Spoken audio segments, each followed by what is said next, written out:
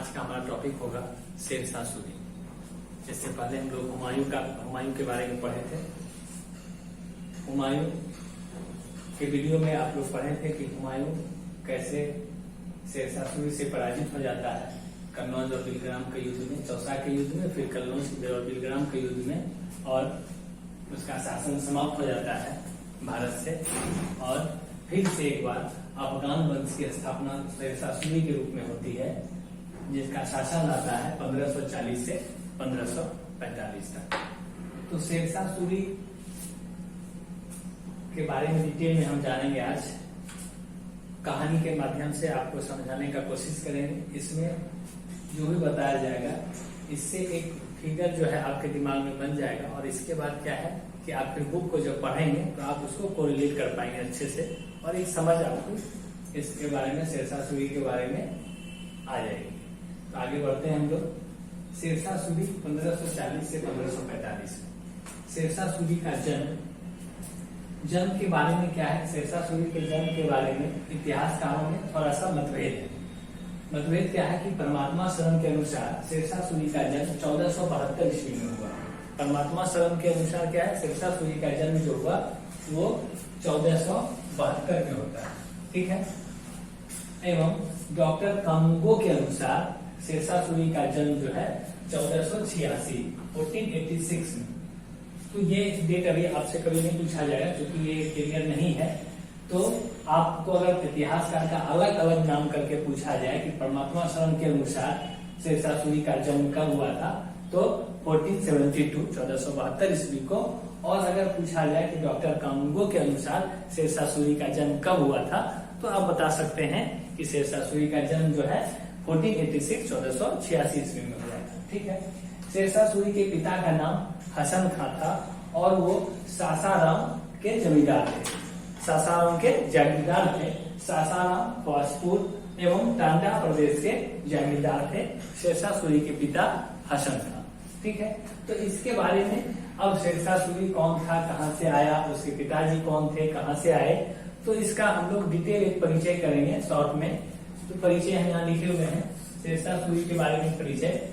तो परिचय में क्या है कि जब दिल्ली सल्तनत हुआ करता था, और दिल्ली सल्तनत का अंतिम वंश जो था वो आपको पता है कौन सा वंश था। दिल्ली सल्तनत का अंतिम वंश था लोधी वंश, ठीक है। और लोधी वंश के संस्थापक थे बहलोल लोधी, ठीक है। बहलोल लोधी के टाइम पीरियड में बहलोल लोधी का शासन रहा था 1451 से 1489। तो बहलोल लोधी के टाइम में, बहलोल लोधी का जब शासन चल रहा होता है, तो बहलोल लोधी क्योंकि वो अफगान थे और वे अफगानियों को आमंत्रण दिए कि आप लोग भी यहाँ हमारे क्षेत्र में, अधिकार क्षेत्र में आप लोग आके यहाँ रह सकते हैं, बस सकते हैं, अपना कारोबार कर सकते हैं। और इसके लिए वह आमंत्रण दिए अफगानियों को। तो उसी क्रम में अफगान से ये लोग आते हैं, इब्राहिम खां एवं हसन खां, दोनों पिता पुत्र। हसन खां जो शेर खां या शेरशाह सूरी कहिए के पिता थे, और हसन खां के पिता थे इब्राहिम खां। इसका मतलब हो गया कि शेरशाह सूरी के दादाजी इब्राहिम खां और हसन खां, ये दोनों पिता पुत्र अफगानिस्तान से आकर पंजाब के बजवाड़ा नामक स्थान पर, अफगानिस्तान से आकर पंजाब के बजवाड़ा नामक स्थान पर अपना निवास बनाए। और आगे चलकर यहीं पर फरीद जो शेरशाह सूरी का राजा बाद में का जन्म होता है। तो आप लोग जानते हैं कि अफगानिस्तान से आकर किसके आमंत्रण पर, तो बहलोल लोधी के आमंत्रण पर अफगानिस्तान से आकर कौन, हसन खां अपने पिता इब्राहिम खां के साथ ये लोग पंजाब के बजवाड़ा नामक स्थान पर अपना निवास बनाया। और आगे चलकर यहीं पे पंजाब के बजवाड़ा में ही शेरशाह सूरी का यानी फरीद का जन्म होता है, ठीक है। इसके बाद ये लोग जब आते हैं हसन खां और इब्राहिम खां, तो इब्राहिम खां को नारनौल हरियाणा का जागीरदार मिल जाता है। इब्राहिम खां को नारनौल हरियाणा की जागीरदारी मिल जाती है, ठीक है। और इसके बाद हसन खां को हिसार फिरोजा के जागीरदार जमाल खां के पास नौकरी मिल जाती है। तो हसन खां को नौकरी मिल गई किसके पास, तो हिसार फिरोजा के जागीरदार, हिसार फिरोजा के जागीरदार जमाल खां के पास नौकरी मिल गई। किसको? हसन खां को, जो फरीद यानी शेरशाह सूरी के पिता थे, उनको हिसार फिरोजा के जागीरदार जमाल खां के यहाँ नौकरी मिल गई। और जो हसन खां के पिता थे मतलब फरीद के दादा, इनको जागीरदारी मिल गई नारनौल हरियाणा की जागीरदारी मिल गई। इस तरह से फरीद के दादा और पिता दोनों स्थापित हो गए, सेटल हो गए। कहाँ सेटल हो गए? एक हो गए नारनौल में और एक हो गए हिसार फिरोजा के जागीरदार जो हसन खां थे, वो हिसार फिरोजा के जागीरदार के यहाँ नौकरी प्राप्त कर ली। और ये लोग रहते थे, कहाँ निवास बनाया था? तो पंजाब के बजवाड़ा नामक स्थान पे। तो ये हिसार फिरोजा के जब बन रहे हैं तो ये क्या है कि धीरे धीरे फरीद का जन्म हो चुका है, फरीद भी बड़ा हो रहा है। इसके बाद टाइम पीरियड बीतता है और 1489 से 1517 के बीच में बहलोल लोदी का उत्तराधिकारी होता है सिकंदर लोदी।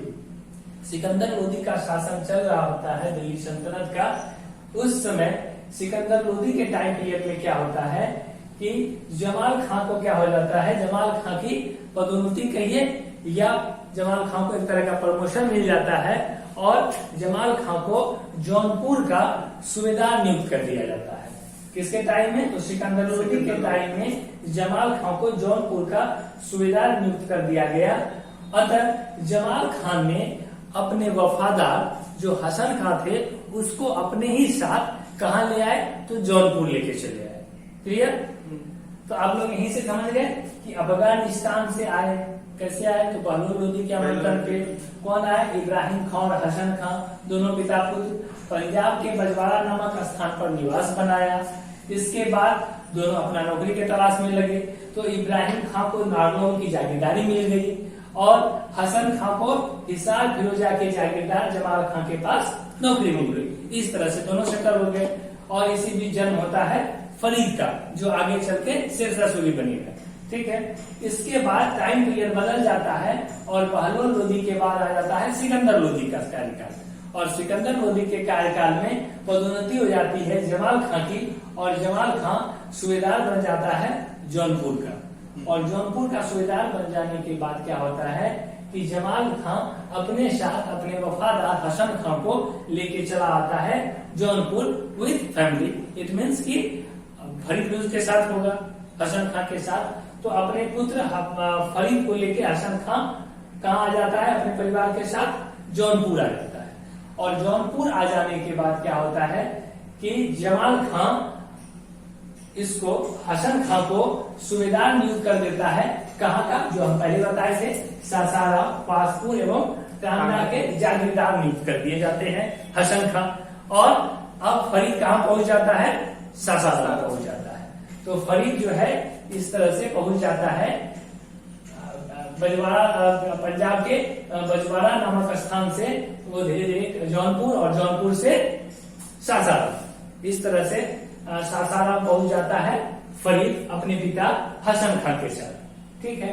वो रहने लगता है सासाराम में अपने पिता के साथ और धीरे धीरे बड़ा भी होता है। तो इसके बाद क्या होता है कि हसन खां की 4 पत्नियां थी और सबसे बड़ी वाली पत्नी का पुत्र था फरीद। तो जो सौतेली माँ थी फरीद की, वो लोग जिसको क्या है प्रताड़ित करती है, परेशान हो जाता है और अपने पिता से उसका संबंध जो है अच्छा नहीं रह जाता है फरीद का। और फरीद एक दिन क्या होता है घर से चला जाता है और वो पहुंच जाता है कहाँ? पहुंच जाता है वो फिर इनके पास। तो जौनपुर के जो सूबेदार थे जिसके यहाँ नौकरी करता था इसका पिता हसन खां, उनके यहाँ ये पहुंच जाता है जमाल खां के यहाँ जौनपुर। कौन? फरीद। तो फरीद जब जमाल वहां पहुंच जाता है अपने पिता के संरक्षक या पिता के जो सूबेदार थे, मालिक थे, उनके पास पहुंच जाता है कौन? फरीद। और फरीद उनके संरक्षण में पहुंचने के बाद फरीद को जान ही रहे थे वो, तो फरीद को वो शिक्षा वगैरह ग्रहण करने की व्यवस्था कर देते हैं और जौनपुर में रहकर ही फरीद जो है शिक्षा ग्रहण करता है। और अलग अलग भाषाओं, फारसी वगैरह का विद्वान होता है, सिकंदर ग्रंथ का वो पढ़ता है। तो वो क्या होता है अच्छा वो नॉलेज हासिल कर लेता है। और उस समय जौनपुर जो है शिक्षा का बहुत ही महत्वपूर्ण केंद्र माना जाता था। तो इस तरह से शेरशाह जो है, फरीद जो है वो जौनपुर में रह के शिक्षा ग्रहण करता है। और इसी बीच क्या होता है, कुछ समय बीत जाने के बाद लगभग 1504 या 1503 या 5 के अप्रॉक्स, 1503 या 5 के बीच में हसन खां पहुंचता है एक बार काम के सिलसिले में किनके पास, जौनपुर के सूबेदार जमाल खां के पास पहुंचता है हसन खां। तो वो पहली बार भागने के बाद, घर से निकल जाने के बाद पहली बार वो मिलता है किससे, फरीद से। तो तब तक में फरीद जो है पूरा होशियार हो चुका होता है और उस सूबेदार जमाल खां से उसका पूरा बड़ाई सुनते हैं हसन खां कि आपका बेटा बहुत लायक है। और ये दोनों पिता पुत्र के बीच मेल मिलाप करवा देते हैं जमाल खां, और हसन खां अपने पुत्र फरीद को लेके पुणे आ जाता है सासाराम। और सासाराम आकर वह 1505 से लगभग 1518 तक वो जो है अपने पिता के साथ, पिता के जागीरदार का देखरेख करता है फरीद सासाराम में रह के। और इस दौरान जो है वह क्या क्या किया, इस दौरान वह बहुत सारे कार्यों को किया, प्रबंध व्यवस्था किया। इसके बाद प्रशासनिक शिक्षा का अनुभव प्राप्त हुआ उसे। वह कृषकों के लिए, जमींदारों के लिए मुकदमों से सीधा संपर्क स्थापित, खुद जाके मिलना जुलना किसानों से करने लगा। इसके बाद अधिकारियों को भूमि की पैमाशी तथा उन्हें भू राजस्व के निर्धारण के संबंध में नम्रता पूर्वक जो है किसानों से व्यवहार करने के लिए कहा कि किसान से आप लोग जो भू राजस्व वसूलते हैं, टैक्स लेते हैं, उसमें नम्रता पूर्वक व्यवहार कीजिए। तो इससे क्या हुआ कि धीरे धीरे शेरशाह का, फरीद का जो है प्रभाव जो है वह सासाराम में अपने प्रजा के बीच बढ़ता चला गया। और यही वजह हुआ उसकी जो विमाता थी, मतलब सौतेली माँ वगैरह थी, उनका क्या हुआ, ईर्ष्या बढ़ने लगा पुनः। और पुनः जब ईर्ष्या बढ़ने लगा तो फिर से वही कान भरना इसके पिता हसन खां का। और एक दिन ऐसा स्थिति बना कि उसे फिर वहां से छोड़ के भागना पड़ता है 1518 में, किसको, फरीद को। और इस बार फरीद भाग के कहा चला जाता है, इब्राहिम लोदी के दरबार में दौलत खां के पास चला जाता है। ठीक है, इब्राहिम लोदी, इस समय तक क्या हो जाता है, लोदी वंश का शासक होता है इब्राहिम लोदी। और इब्राहिम लोदी के पास पहुंच जाता है। इब्राहिम लोदी का जो मंत्री था या सरदार था, कौन, दौलत खां सेनापति था या सरदार था, के पास पहुंच जाता है कौन, फरीद। और दौलत खां से पहुंच के वो चाहता है कि दौलत खां के माध्यम से हम क्या करें कि एक आदेश पत्र ले लें, ठीक ना, एक शाही फरमान ले लें, कि अनुमति ले लें कि हम जो है अपने सासाराम के जागीरदारी का, हमको जागीरदार बना दिया जाए सासाराम का। ये लेने के लिए कहा चला गया, तो ये चला गया इब्राहिम लोदी के यहाँ दौलत खां के पास। और दौलत खां के पास ये अपना पैरवी करवाया। लेकिन इब्राहिम लोदी जो है इस चीज को मानने से साफ मना कर दिए। इब्राहिम लोदी इसलिए मना कर दिए क्योंकि उसका पिता और पुत्र की लड़ाई थी, तो वो इस चीज को एक्सेप्ट नहीं किए और वो इसे साफ इससे इनकार कर दिए। ठीक है, इसके बाद क्या होता है, फिर दौलत खां जो है चला जाता है कहा, दौलत खां के पास चला जाता है फरीद। और जब आदेश नहीं मिलता है तो वो क्या करता है, पुनः फिर लौटकर आ जाता है वहां से।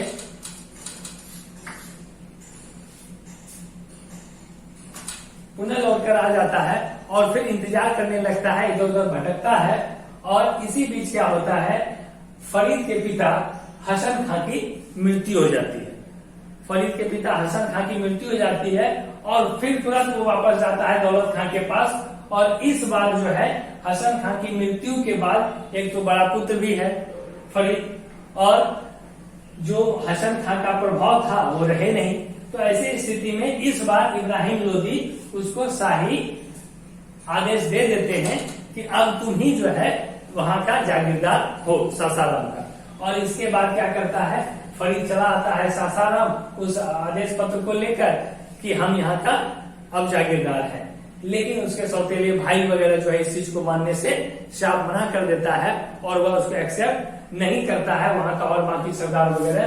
तो ऐसी स्थिति में क्या करता है, कि कोई उपाय अब नहीं बचता है फरीद के पास, ना ही इब्राहिम लोदी के पास जाता है न और कहीं, तो वो क्या करता है 1519-20 में चला जाता है दक्षिण बिहार के सूबेदार इनके पास बहार खां लुहानी या नुमानी, बहार खां लुहानी या नुमानी भी लिखा हुआ है बहुत जगह। तो वो चला जाता है दक्षिण बिहार के सूबेदार बहार खां लुहानी के पास, कौन, फरीद, और वहां जाके अपना सहायता का उम्मीद लगाता है। ठीक है, बहुत जल्द क्या होता है बहार खां लुहानी जो है फरीद से प्रभावित हो जाता है, क्योंकि फरीद बहुत होशियार, बुद्धिमान और एक क्या था, वीर योद्धा के रूप में भी था। और इसका एक उदाहरण है कि फरीद जो है जा रहा था एक दिन बहार खां लुहानी के साथ शिकार के क्रम में, वह जो है एक शेर को, मतलब एक ही बार में कहिए या निहत्थे कहिए, वो शेर को भिड़ जाता है और शेर को मार देता है। इसी घटना के बाद बहार खां लुहानी जो है फरीद को शेर खां की उपाधि से संबोधित करता है। किस उपाधि से? शेर खां की उपाधि से संबोधित करता है बहार खां लुहानी किसको? फरीद को। और इसी दिन से अब फरीद क्या बन जाता है? शेर खां बन जाता है। किसके द्वारा? तो बहार खां लुहानी के द्वारा फरीद शेर खां की उपाधि प्राप्त कर लेता है और वो बन जाता है शेर खां। टाइम बीतता जाता है, वह और क्या करता है, बहुत प्रभावित हो जाता है जब बहार खां लुहानी, तो अपने पुत्र जलालुद्दीन का संरक्षक नियुक्त कर देता है, एक शिक्षक और संरक्षक के रूप में नियुक्त कर देता है शेर खां को। तो इससे क्या होता है कि इतने कम समय में शेर खां जो है अपना प्रभाव बना लेता है, किसके सामने? बहार खां लुहानी के सामने।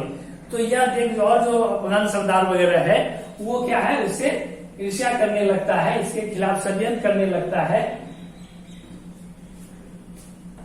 कौन करने लगता है षड्यंत्र? तो बहार खां लुहानी का और अफगानी सरदार वगैरह था शेरशाह सूरी के अलावे, जो काफी समय से था बहार खां लुहानी के पास, वो ईर्ष्या करने लगता है शेर खां से, चूंकि वो शेर खां को ज्यादा परिश्रय देने लगता है बहार खां लुहानी। इससे बाकी सरदार लोग जो है वह दुखी हो जाते हैं और वो चाहता है कि कब शेर खां को किस षड्यंत्र में, किस दांव पेच में फंसा के इसको यहाँ से भगाए। यह क्रम चलता रहता है। इसी बीच क्या हो जाता है, आ जाता है 1526 का वह दौर जब मुगल का आक्रमण होता है 1526 का, और इब्राहिम लोदी के बीच और बाबर के बीच लड़ाई होती है पानीपत की, जो आप पिछले वीडियो में पढ़ चुके हैं। उसमें क्या होता है, लोदी वंश समाप्त हो जाता है, इब्राहिम लोदी युद्ध के मैदान में ही मारे जाते हैं और मुगल सत्ता स्थापित हो जाता है दिल्ली और आगरा में, और बाबर का शासन शुरू हो जाता है। तो जब ऐसा होता है तो इस दौर में क्या करता है बहार खां जो है, क्योंकि लोदी वंश का शासन तो रहा नहीं, तो वो क्या करता है अपने को, और मुगल का तुरंत साम्राज्य पूरा क्षेत्र में फैला नहीं रहता है, तो ऐसी स्थिति में क्या करता है कि बहार खां खुद को स्वतंत्र शासक के रूप में घोषित कर देता है और अपना नाम जो है, उपाधि जो है बदल देता है, और बहार खां की जगह पे वो खुद को क्या बोलता है, मोहम्मद शाह की उपाधि धारण कर लेता है। अब बहार खां लुहानी क्या बन गया, मोहम्मद शाह। कब? 1526 में, 1526 में बहार खां बन गया मोहम्मद शाह। ठीक है, इसी बीच जो है ये जो है, अब जो है मोहम्मद शाह उपाधि धारण कर लेता है बहार खां, और शेर खां जो है परेशान हो जाता है मोहम्मद शाह के सरदार वगैरह से, और इसके पास अब कोई चारा नहीं होता है, सासाराम की जागीरदारी है नहीं इसके पास। ठीक है, और मोहम्मद शाह जिसके आश्रय में था, वो जहां शरण लिया था, वो भी लगता है कि अब सरदार वगैरह के कहने में हमारे खिलाफ कुछ भी हो सकता है, तो इसके पास अब कोई चारा नहीं रहता है शेर खां के पास, और शेर खां अब चला जाता है मुगल के सेना में जाके शामिल हो जाता है। कब? 1528 में।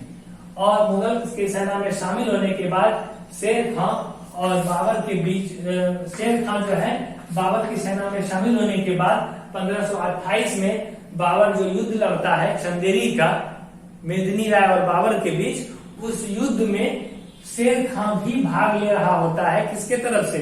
मुगल के तरफ से, बाबर की तरफ से। हाँ, बाबर के तरफ से, इट मीन्स मुगल के तरफ से भाग ले रहा होता है शेर खां। और जब देखता है वो मुगल की युद्ध नीति और कुछ, तो वो इसमें एक वाक्य बोलता है कि अगर जो है परिस्थिति ने मेरा साथ दिया और भाग्य ने मेरा साथ, परिस्थिति मेरे अनुकूल रहा और भाग्य ने मेरा साथ दिया, तो मैं जल्द ही मुगल को यहाँ से खदेड़ने में कामयाब हो जाऊंगा, यानी सफल हो जाऊंगा। क्योंकि कहीं ना कहीं अंदर से तो ये भी अफगान मुसलमान ही था, और इब्राहिम लोदी को जिस तरह से सत्ता से बेदखल किया था बाबर ने, इस चीज की कसक तो शेर खां को भी थी, और शेर खां भी चाहता था कि एक ना एक दिन हम मुगल को यहाँ से भगाने में कामयाब होंगे। और इसी कूटनीति के तहत जो है वह मुगल सेना में शामिल भी हुआ और उसका युद्ध नीति, उसका दाव पेच इसको सीखा भी, और पुनः जो है 1528 में चंदेरी के युद्ध में शामिल होने के बाद शेर खां जो है, और बाबर भी इसको चालाक देखकर बाबर भी इसके पीछे अपना आदमी लगा के रखता है कि ये बहुत तेज है, इस पे नजर रखना। तो इसको लगता है कि कभी भी हमारे खिलाफ यहाँ भी कुछ हो सकता है। तो ऐसी स्थिति में क्या करता है शेर खां, पुनः जो है मुगल की सेना से वापस आ जाता है किसके पास, मोहम्मद शाह के दरबार। मोहम्मद शाह के पास फिर एक बार वो हिम्मत जुटा के आता है मोहम्मद शाह के पास 1528 में। लेकिन यहाँ क्या हो जाता है कि शेर खां का तकदीर जो है या भाग्य जो है कई एक तरह से सही में साथ दे देता है, और मोहम्मद शाह की अचानक मृत्यु हो जाती है। ठीक है, मोहम्मद शाह की अचानक मृत्यु हो जाती है, और इसके बाद 1529 का समय है जब मोहम्मद शाह की मृत्यु होती है। और इसी बीच क्या करता है शेर शाह जो है, शेर खां, अभी शेर खां है, फरीद से वो शेर खां तक अभी बना है, शेर शाह को नहीं कर सकते हैं। तो अब क्या करता है कि शेर खां क्या करता है कि मोहम्मद शाह की मृत्यु के बाद उसकी विधवा दूदू बेगम, उसकी विधवा दूदू बेगम से निकाह कर लेता है, और निकाह कर लेने के बाद संरक्षक था ही उसके पुत्र जलालुद्दीन का, और पत्नी से विवाह भी कर लेता है। तो एक तरह से वो क्या हो जाता है, दक्षिण बिहार का कहिए वो स्वतंत्र शासक के रूप में हो जाता है। और इसी समय 1529 में ये घटना के बाद शेर खां जो है खुद को हजरत आला की उपाधि से क्या खुद को अलंकृत करता है हजरत आला की उपाधि से। तो अगर पूछा जाएगा कि हजरत आला की उपाधि कब लेता है शेर खां, तो 1529 में लेता है। मोहम्मद शाह की मृत्यु के बाद उसकी पत्नी दूदू बेगम से निकाह करने के बाद शेर खां जो है हजरत आला की उपाधि से खुद को अलंकृत करता है। ठीक है, इसके बाद फिर क्या घटना होता है 1530 में, और उसका फिर एक बार भाग्य साथ देता है कि 1530 में चुनार का जो अवैध किला माना जाता था, अवध क्षेत्र का अवैध किला माना जाता था चुनार का किला, और उस किला का जो किलेदार था या सरदार कहें ताज खां की भी अचानक मृत्यु हो जाती है। और ताज खां की मृत्यु के बाद ये क्या करता है शेर खां, तुरंत जो है उसकी विधवा लाड मलिका, उसकी विधवा का क्या नाम है लाड मलिका से भी जाकर वो क्या कर लेता है, विवाह कर लेता है, निकाह कर लेता है। कौन, शेर खां। अब 1529 में तो विवाह किया हुआ मोहम्मद शाह की विधवा से, हजरत आला की उपाधि धारण किया। फिर 1530 में चुनार के किलेदार या सरदार ताज खां की विधवा लाड मलिका से भी विवाह कर लेता है। तो अब अवध के क्षेत्र का जो इलाका था चुनार किला का वो, और दक्षिण बिहार का पूरा इलाका किसके कब्जे में आ जाता है, शेर खां के कब्जे में आ जाता है। और उधर 1530 में 4 युद्ध लड़ने के जस्ट बाद बाबर की मृत्यु हो जाती है, और दिल्ली का बादशाह कौन हो जाता है, हुमायूं हो जाता है बादशाह। तो वहां भी परिस्थिति बदलता है, और ये क्या होता है, ये अपने आप में एक बड़े क्षेत्र का शासक बन चुका होता है 1530 आते आते। ठीक है, इसके बाद हुमायूं का अगर वीडियो आप लोग देखे होंगे, आप लोग मेरे चैनल को शेयर और सब्सक्राइब करें, जिससे कि पिछले हुमायूं के वीडियो में आप देखेंगे तो और चीजें यहाँ अच्छी से समझ में आएगी। तो 1530 में क्या होता है कि चुनार के किलेदार ताज खां की विधवा से विवाह, लाड मलिका से विवाह के बाद वो एक बड़े साम्राज्य का शासक बन गया होता है। ठीक है, 1532 में एक युद्ध हम बताए थे आप लोग को, द्वारिया का युद्ध, और द्वारिया के युद्ध से जब वापस लौटता है हुमायूं तो चुनार किला का घेराव करता है। चुनार किला का घेराव जब करता है तो उस समय शेर खां जो है वह हुमायूं से युद्ध करना सही नहीं समझता है और संधि का प्रस्ताव भेज देता है हुमायूं को, और हुमायूं भी संधि प्रस्ताव को स्वीकार कर लेता है। और शेर खां क्या करता है, अपने पुत्र कुतुब खां और कुछ सेना को मुगल के सेवा में भेज देता है, मतलब हुमायूं के साथ हुमायूं के सेवा में भेज देता है, और यह संधि पूरा हो जाता है। और चुनार का जो किला है वह शेर खां के पास ही एज इट इज रह जाता है। तो यह संधि करना, यह संधि आगे चल के बहुत बड़ी भूल होगी हुमायूं के लिए, जो कि आप लोग पढ़ेंगे। हुमायूं तो पढ़े ही है कि क्या परिणाम निकला उसका। तो 1532 में क्या हुआ, यह संधि हो जाता है किसके बीच, शेर खां और हुमायूं के बीच, ठीक है। इसके बाद क्या होता है, 1534 में एक युद्ध होता है जो महत्वपूर्ण है शेरशाह के लिए, सूरजगढ़ का युद्ध। कौन सा युद्ध, सूरजगढ़ का युद्ध। सूरजगढ़ के युद्ध में 1534 में 1534 में सूरजगढ़ का युद्ध होता है। सूरजगढ़ का युद्ध बंगाल के क्षेत्र में जो शासन कर रहा होता है उसके खिलाफ अभियान चलाता है कौन, शेर खां, और बंगाल को भी अपने कब्जे में इस युद्ध के बाद ले लेता है शेर खां। तो इस तरह से दक्षिण बिहार का पूरा क्षेत्र, अवध का क्षेत्र और बंगाल का, और इस तरह से बिहार, अवध और बंगाल, बिहार, अवध और बंगाल का सारा क्षेत्र, दक्षिण बिहार का पूरा क्षेत्र, अवध का और बंगाल का, ये पूरे क्षेत्र का एक स्वतंत्र शासक के रूप में उभरता है शेर खां, ठीक है। और ये 1532 आते आते, ये घटना 1532 और 1534 आते आते बिहार, अवध और बंगाल का क्षेत्र जो है का एक स्वतंत्र शासक बन चुका होता है शेर खां। इसके बाद और उधर हुमायूं जो है, इस बीच में हुमायूं जो है वो गुजरात अभियान पे रहता है, ठीक है। गुजरात अभियान बहादुर शाह जो बताए थे आप लोग को हुमायूं वाले क्लास में, तो उधर हुमायूं उस समय गुजरात अभियान पे होता है, और इस बीच में शेर खां जो है अपना शक्ति का विस्तार कर लेता है। और इसके बाद जब यह सूचना मिलता है हुमायूं को कि इस क्षेत्र में, बिहार बंगाल के क्षेत्र में एक बहुत बड़े क्षेत्र प्रांत में जो है स्वतंत्र शासक के रूप में स्थापित करता चला जा रहा है शेर खां, और वह हमारे लिए बाद में परेशानी बन सकता है, तो यह सूचना जब प्राप्त होता है हुमायूं को, तो हुमायूं क्या करता है, इस तरफ आक्रमण करता है, अटैक करता है। कहां, तो चुनार के किला पे फिर वो घेराव करता है। इस बार अटैक कर देता है, अटैकिंग मोड में हुमायूं करता है इस बार संधि के मोड में बिल्कुल नहीं था, क्योंकि वो देखा कि शेर खां धीरे धीरे अपने ताकत को बढ़ाते हुए चले जा रहा है और साम्राज्य को भी बढ़ाते चला जा रहा है। तो इस बार हुमायूं जो आक्रमण करता है 1532 ईस्वी 1538 में, 1538 में 1538 में चुनार किला का आक्रमण करता है, और इस बार चुनार किला को पूरे तरह से जीत लेता है कौन, हुमायूं। और शेर खां वहां से क्या है, निकलकर भाग जाता है, भागने में सफल हो जाता है। और शेर खां क्या करता है कि चुनार किला से निकल के वो साइड हो जाता है, और हुमायूं जो है चुनार किला को जीतते हुए, अपना सेना वहां छोड़ते हुए वो बंगाल की तरफ बढ़ जाता है आगे, कि पूरा हमको बिहार, बंगाल और अवध का जो क्षेत्र है इसको अपने कब्जे में ले लेना है। इस सोच से जो है हुमायूं आगे बढ़ जाता है। आगे जाने के क्रम में बंगाल वो पहुंचने वाला ही होता है कि उधर उसको खबर मिल जाता है कि उसका भाई जो है अस्करी, वो वहां दिल्ली में जो है, दिल्ली का जो उसका है, दिल्ली का सिंहासन जो है वो हड़पना चाह रहा है अस्करी। ये सूचना मिलने के बाद हुमायूं क्या है, रिटर्न बैक हो जाता है वहां से, और रिटर्न आने लगता है वो दिल्ली की तरफ। इसी क्रम में ये शेर खां क्या करता है कि कर्नासा नदी के उस पार ऊंचे वाले एरिया में वो प्रतीक्षा कर रहा होता है हुमायूं का, कि जब उधर से वो रिटर्न आएगा तब उसको घेर के यहीं पे हम युद्ध करेंगे।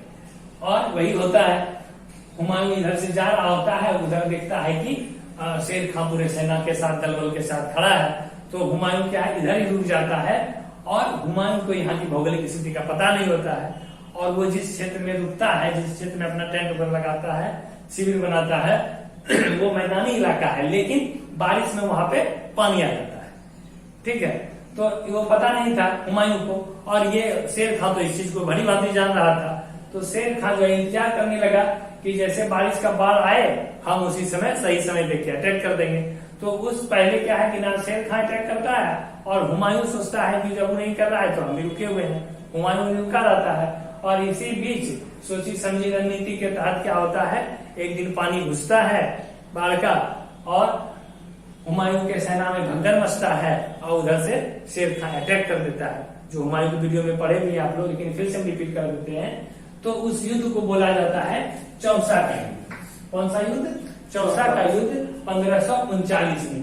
और इस युद्ध में क्या है कि हुमायूं के सेना की बुरी तरह क्षति होती है। हुमायूं का सेना जो है पानी में डूबती है, कुछ होता है। इसके बाद खुद हुमायूं डूबते डूबते बचता है, निजाम नामक भिष्टी के मदद से वो निकल के भागने में सफल होता है हुमायूं। ठीक है, इस तरह से जितनी महिलाएं थी वो लोग को भी जो है सो फिर उसके प्रति अत्याचार नहीं करके शेर खां उसको बाइज्जत भेज देता है दिल्ली दरबार में। उसके साथ कोई अत्याचार नहीं करता है शेर खां।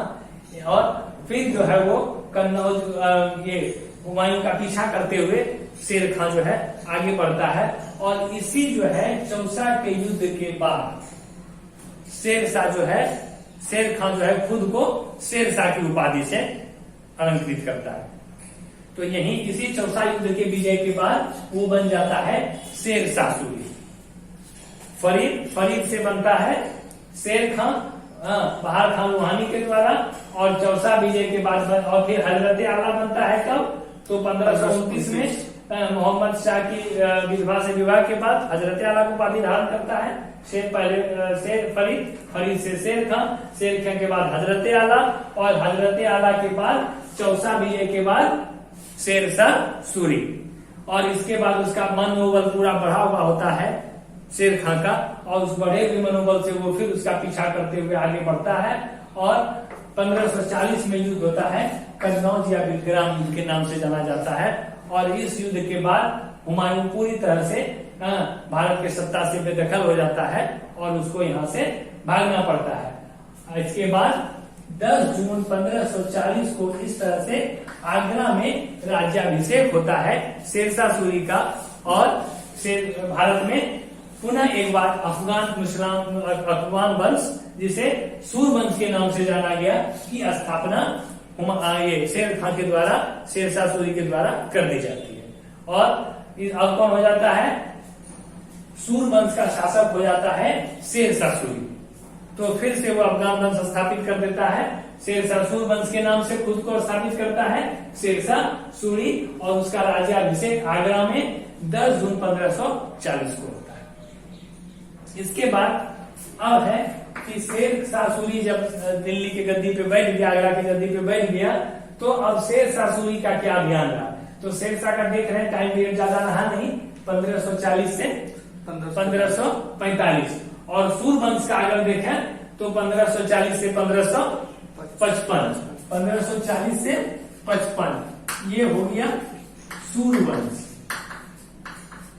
और शेरशाह सूरी का 40 से 45 आगरा के गद्दी पे, मैंने दिल्ली और आगरा के गद्दी पे इसका शासन हो गया 40 से 45 और सूरवंश का 40 से 55। तो अब जो है शासन अपने हाथ में लेने के बाद कौन कौन अभियान करता है, कौन कौन मुख्य अभियान है वो हम लोग देखेंगे। तो मुख्य अभियान है, सबसे प्रथम अभियान करता है शेरशाह सूरी। प्रथम अभियान 1541 में गख्खर जनजाति के विरुद्ध। गख्खर प्रदेश है पेशावर में, पेशावर का क्षेत्र था उस समय, गख्खर प्रदेश, उस पे अटैक करता है। क्योंकि वो जो है हुमायूं का वो लोग मुगल का बहुत समर्थन करता था। ठीक है, गख्खर जनजाति का जो लोग था गख्खर प्रदेश में, तो उसको दबाने के लिए अभियान चलाता है शेरशाह सूरी। और पूर्णतः तो नहीं दबा सकता है, लेकिन बहुत हद तक दबाने में सफल भी होता है शेरशाह सूरी। इसके बाद शेरशाह सूरी क्या है कि आप देखे थे कि 34 में बंगाल पे कब्जा ही किया था सूरजगढ़ के युद्ध के बाद, और वो फिर आ जाता है दिल्ली। तो बंगाल में क्या हो जाता है कि फिर विद्रोह उठ जाता है, और इस विद्रोह को दबाने के लिए शेरशाह सूरी फिर एक बार बंगाल अभियान करता है 1541 में, और बंगाल विद्रोह को इस तरह से वो शेरशाह सूरी खुद से जाकर दबा देता है। ये उसका हो गया शासक बनने के बाद, आगरा की गद्दी पे बैठने के बाद। ये दूसरा अभियान हो गया 1541 में। 2 अभियान, एक गख्खर जनजाति के विरुद्ध गख्खर प्रदेश, पेशावर, और दूसरा बंगाल विद्रोह को दबाया। इसके बाद पुनः वो 1542 में तीसरा अभियान करता है। मालवा का उस समय शासक रहता है मल्लू खां। तो मल्लू खां के विरुद्ध अभियान जैसे करता है, मल्लू खां तुरंत जो है बिना युद्ध किए आत्मसमर्पण कर देता है। मल्लू खां आत्मसमर्पण कर देता है शेरशाह सूरी के पास। तो ये युद्ध जो है सो आत्मसमर्पण में बदल गया। इसके बाद तीसरा अभियान करता है जो महत्वपूर्ण भी है 1543 में रायसेन के विरुद्ध। ठीक है, रायसेन के राजा थे पूरनमल। पूरनमल के विरुद्ध ये अभियान चलाता है और घेराव करके किला के बाहर जो है सो वो घेराव करके रहता है शेरशाह, और पूरनमल को भेजता है। ना पूरनमल निकलता है ना ये, तो शेरशाह सूरी एक संधि पत्र भेजता है कि जो है सो आप लोग किला को छोड़ के निकल जाइए बाहर, हम लोग आपके खिलाफ जान माल का नुकसान नहीं करेंगे। मतलब हम आप लोग को, आपके सेनाओं को या आप लोग का हत्या नहीं करेंगे, आप लोग सिर्फ किला को छोड़ के बाइज्जत यहाँ से चलेंगे। मतलब आत्मसमर्पण कर दिए। हाँ, आत्मसमर्पण एक तरह से कर दीजिए, छोड़ के चले जाइए। लेकिन जो है इस चीज का विश्वास नहीं होता है किसको? पूरनमल। पूरनमल को लगता है कि ये जो जैसा बोल रहा है वैसा नहीं करे और हम बाहर निकले और हम पे अटैक कर दे, हमारी सेनाओं को, हमको, हमारी जनता को वो मार दे। तो ऐसे स्थिति में वो नहीं करना चाहता है संधि, लेकिन उसको बहुत विश्वास दिलाया जाता है, बहुत वास्ता दिया जाता है, कुरान का वास्ता दिया जाता है, बहुत सारा बात बोला जाता है। ठीक ना, तो उसको अपने विश्वास में लेता है धीरे धीरे। कौन? शेरशाह सूरी। और फिर ये मानने के लिए तैयार हो जाता है अंतोगत्वा पूरनमल, और वो बाहर आ जाता है। लेकिन बाहर आने के बाद जैसे वो शिविर में रुकता है, पता चलता है कि ये लोग रात में अटैक कर देगा, हमला कर देगा। वो तैयारी देखता है और ये चीज देखकर जो है पूरनमल काफी चिंतित होता है, और फिर वह है महिलाओं को या तो स्वयं मार देता है या जोहर करने के लिए प्रेरित करता है। और इसके बाद वो करता भी है अटैक, और बहुत सारे जो है सो सेनापति, उसके जो भी सैनिक थे, कतलेआम होता है। और इससे ये जो है शेरशाह सूरी के इतिहास में, शेरशाह सूरी के जीवन काल में ये घटना जो है एक काले धब्बे की तरह देखा जाता है कि ये जो है यही एक काम था जो शेरशाह सूरी को नहीं करना चाहिए। शेरशाह सूरी जो अब तक का जो शेरशाह सूरी का रहा, उसमें से ये सबसे जो है शेरशाह सूरी के लिए धब्बा के रूप में सामने आया। इसके बाद फिर जो है अभियान करता है 1544 में मारवाड़ का क्षेत्र के खिलाफ। तो मारवाड़ के विरुद्ध ये अभियान चलाता है। तो इसमें भी दांवपेच था, षड्यंत्र के तहत करता है। मारवाड़ के राजा थे मालदेव, राजा मालदेव थे। और शेरशाह सूरी क्या करता है कि मालदेव को एक पत्र भिजवाता है, और वो पत्र जो है कि मालदेव के ही सरदार इस तरह से तैयार करता है उसको कि मालदेव का ही एक सरदार दूसरे सरदार को खत लिख रहा है कि जब शेरशाह सूरी का आक्रमण होगा तो हम लोग राजा मालदेव का समर्थन न करके हम लोग समर्थन कर देंगे शेरशाह सूरी का। और ये पत्र एक सरदार का दूसरे सरदार को पत्र लिखने वाला पत्र किसी तीसरे माध्यम से भेजवा देता है किसको? मालदेव, शेरशाह सूरी। और ये करता है शेरशाह सूरी, और जिससे कि मालदेव को लग जाए कि हमारा सरदार जो है, हमारा सेनापति जो है, ये सब मिल चुका है, ये आभास हो जाए, ये विश्वास हो जाए मालदेव को, और मालदेव भी बिना युद्ध किए ही आत्मसमर्पण कर दे। इसी मतलब दांवपेच से शेरशाह सूरी ये काम करता है। तो ये करता है और ये सही भी होता है कि मालदेव को लगता है कि हमारा जो है साथ देने वाला कोई नहीं है, हम अब युद्ध करके क्या करेंगे। तो मालदेव युद्ध करने से पीछे हट जाता है। लेकिन ये खबर पता चल जाता है उसका जो वफादार सेनापति के रूप में था, चेता और कुंपा। इतिहास में बहुत इसका नाम लिया जाता है, चेता और कुंपा। चेता और कुंपा जब इस चीज को जानता है तो वह जो है आगे बढ़कर अभियान छेड़ देता है शेरशाह सूरी के खिलाफ, और भीषण युद्ध होता है मारवाड़ के क्षेत्र में। एक तरफ से नेतृत्व कर रहा होता है चेता कुंपा, और दूसरे तरफ से शेरशाह सूरी और शेरशाह सूरी की सेनाएं, और काफी लंबा युद्ध, भीषण युद्ध चलता है और बहुत बहादुरी के साथ चेताकुंपा उस युद्ध को लड़ता है। अंतोगत्वा चेताकुंपा मारा जाता है और शेरशाह सूरी उस युद्ध को जीत लेता है। मालदेव तो पहले ही युद्ध से पीछे हट चुका था, तो इस तरह से मारवाड़ पे भी कब्जा हो जाता है शेरशाह सूरी का। 44 में ये घटना होती है और ये ज्यादा दिन तक इसलिए नहीं रहता है कि 45 में मृत्यु हो जाती है शेरशाह सूरी के, तो पुनः मालदेव, राजा मालदेव का मारवाड़ पे कब्जा हो जाता है। आप लोग जानकारी के लिए जान लीजिए। लेकिन चेताकुंपा, इसमें एक वाक्य है जो याद रखना है आप लोगों को। एक बार पूछा भी गया है यूपीएससी के एग्जाम में कि शेरशाह सूरी द्वारा यह वाक्य कि मुट्ठी भर बाजरे के चक्कर में मैं पूरा हिंदुस्तान गवा बैठता, ये किस युद्ध में बोला था? तो मारवाड़ के विरुद्ध युद्ध अभियान में चेताकुंपा से युद्ध लड़ने के बाद शेरशाह सूरी ऐसा बोला था कि मुट्ठी भर बाजरा के चक्कर में हमें पूरा हिंदुस्तान गवा बैठता। एक समय ऐसा लगा कि जो है शेरशाह सूरी को कहीं पराजय का सामना न करना पड़ जाए चेताकुंपा से, इसलिए यह वाक्य जो है शेरशाह सूरी ने इस युद्ध के बाद बोला था। ठीक है। इसके बाद 1545 का अभियान करता है कालिंजर अभियान। कालिंजर अभियान जो करता है 1545 में, यहाँ का राजा होता है कीरत सिंह। ठीक ना। कालिंजर अभियान का राजा होता है कीरत सिंह कालिंजर का, और कालिंजर का किला भी बहुत अवैध था, तो ये लोग, कीरत सिंह बाहर नहीं निकलता, ये लोग घेरा डाल के रहता है। और इसी बीच शेरशाह सूरी जो है आदेश दे देता है कि तोप से हमला करने का, और तोप से हमला शुरू हो जाता है।